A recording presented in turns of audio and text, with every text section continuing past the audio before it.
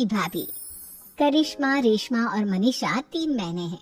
उनका एक भाई भी है, मयंक। मयंक अपनी बहनों को बहुत प्यार करता है, लेकिन मयंक की पत्नी सविता इस मामले में मयंक से बिल्कुल ही अलग है। वो अपनी ननदों का जितना बुरा कर सकती है उतना बुरा करती ही रहती है और अपनी ननदों पर हुक्म भी चलाती है। करिश्मा, करिश्मा, तुमने अभी तक नाश्ता नहीं बनाया? तुम्हारे भैया को ऑफिस जाने में देर हो रही है। हाँ भाभी, बस अभी बनाती हूँ। करिश्मा, तुम ये ढीलापन छोड़ दो। कल को पराये घर जाना है। वहाँ अगर तुम इस तरह से काम करोगी तो लोग क्या कहेंगे कि माँ ने और भाभी ने कुछ सिखाया नहीं। तो तुम्हारी दोनों बहनें कहाँ हैं? रेशमा मार्केट गई है और मनीषा सो रही है। क्या? सुबह के 8 बज रहे हैं और ये महारानी अभी भी सो रही है? ये कहते हुए सविता अपनी सास दुर्गा देवी के पास जाती है। माँ जी, देख रही हो अपनी बेटियों के तौर तरीके? क्या हुआ बहू, सुबह सुबह क्या कर दिया मेरी बेटियों ने? अरे एक तो अभी अभी उठकर किचन में गई है, दूसरी सुबह सुबह बाहर चली गई और तीसरी अभी तक सो रही है। क्या करूं मैं इन तीनों का? मैं तो परेशान हो गई हूँ। जा जाकर उठा उसे, रेशमा से मैं बात करती हूँ। सविता सीधा मनीषा के कमरे में जाती है और उससे कहती है, महारानी जल्दी उठो, सूरज सर पर आ गया है। भाभी थोड़ी देर और सोने दो ना, मैं रात को लेट सोई थी। वो क्या है ना, यूनिट टेस्ट चल रहा है। शराफत से उठती है या नहीं, या फिर पानी की भरी बाल्टी डालूं तेरे ऊपर? नहीं नहीं भाभी, मुझे बिस्तर में नहीं नहाना, उठती हूँ मैं। मनीषा जल्दी से उठकर बाथरूम में चली जाती है। सभी आराम से बैठकर नाश्ता कर रहे होते हैं कि तभी रेशमा बाजार से हाथ में सामान लिए आ जाती है। रेशमा को देखते ही सविता उस पर बरस पड़ती है। लो, आ गई महारानी। ऐसा भी क्या सामान लाना था जो सुबह आंख मलते ही बाजार की तरफ रवाना हो गई? भाभी, कल आप ही तो चीख रही थी कि घर का सारा सामान मुझे ही लाना पड़ता है, घर में किसी को भी किसी काम से कोई लेना देना नहीं है। अब मैं बाजार जाकर सामान ले आई तो आपको इस बात से भी तकलीफ हो रही है? देख रही हो माँ जी, अपनी बेटी की जुबान कैंची से भी तेज चलती है। और मयंक, आप तो कुछ कहेंगे नहीं अपनी लाडली बहन को? रेशमा, अपनी भाभी से ऐसे बात नहीं करते। चलो माफी मांगो। भैया, मैं क्यों माफी मांगू? आप भाभी से बोलिए ना कि हम पर कम हुक्म चलाया करे।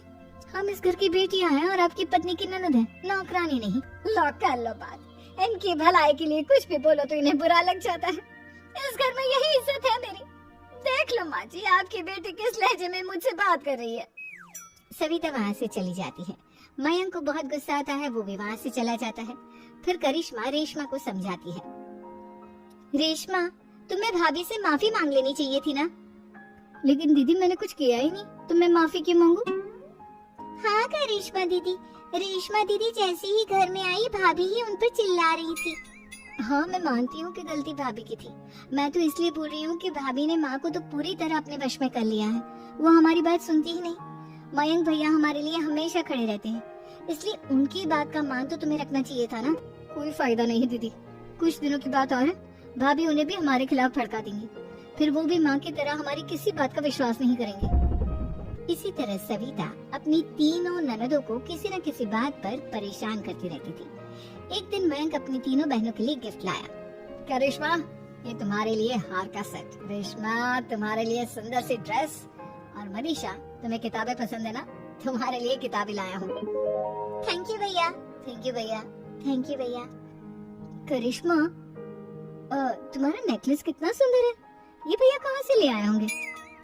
मैंने भैया को 3 दिन पहले फोन पर ये डिजाइन दिखाया था और आज भैया ये ले आए। सविता तो अपनी ननदों के गिफ्ट्स देखकर जल गई और करिश्मा का नेकलेस तो उसे भी बहुत पसंद आया था। अपनी बहनों के लिए कितना अच्छा नेकलेस लेकर आए हैं, मुझे कभी कोई गिफ्ट नहीं दिया। मैं आज ही ये हार चुरा लूंगी। रात में सविता करिश्मा का हार चुरा लेती है और इसी तरह उसे अपनी ननदों की जो भी चीज अच्छी लगती वो उसे मांगती नहीं, बल्कि रात के अंधेरे में चुरा लेती। इसी तरह दिन बीतते गए और सविता ने मयंक के दिल में भी उसकी बहनों के लिए नफरत पैदा कर दी। एक दिन मयंक ने करिश्मा और रेशमा के लिए रिश्ता देखा और ये बात उसने घर में सबको बताई। माँ, करिश्मा और रेशमा के लिए बहुत अच्छा रिश्ता आया है, वो लोग कल इन्हें देखने आ रहे हैं। आप और सविता मिलकर सारी तैयारी कर लेना। ये सुनकर करिश्मा और रेशमा खुश हो जाती हैं, लेकिन सविता सोचती है, अगर इन दोनों बहनों की शादी हो गई तो घर और बाहर का काम कौन करेगा? मनीषा तो एक नंबर की कामचोर है, उससे तो किसी बात की उम्मीद लगाना ही बेकार है। मुझे इस शादी को रोकना होगा। अगले दिन सभी लड़के वालों के स्वागत की तैयारी करने में लगे होते हैं। तभी मयंक अपनी बहनों से आकर कहता है, तैयार हो गई तुम दोनों?